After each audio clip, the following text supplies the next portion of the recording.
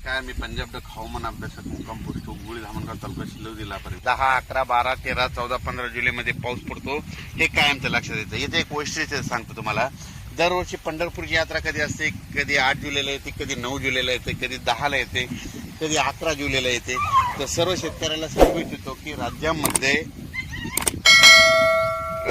दरवर्षी 10, 11, 12, 13, 14, 15 जुलै दरम्यान पाऊस येतो हे कायमचं सर्वांनी लक्षात घ्यायचं. या योगायोगाने ही तारीख उद्याच आलेली आहे बघा. उद्या 10 जुलै बघा. 10 जुलै ते 15 जुलै राज्यात पाऊस पडतोय का नाही. दररोज राज्यामध्ये काय होणार आहे, दररोज 2-2 दिवस एक भागात मुक्काम करणार आहे, चांगला पाऊस पडणार आहे आणि सर्व शेतकऱ्याचं पिकं जोमान येणार आहे. हे सर्वात सांगतो.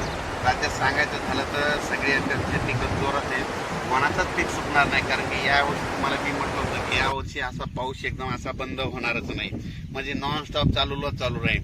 4 दिवस एखाद्या विदर्भात राहील तर 4 दिवस पुन्हा पश्चिम महाराष्ट्रात राहील, 4 दिवस मराठवाड्यात राहील, 2 दिवस उत्तर महाराष्ट्र राहील, पण पाऊस चालू राहणार आहे म्हणून हा अंदाज लक्षात यायचा.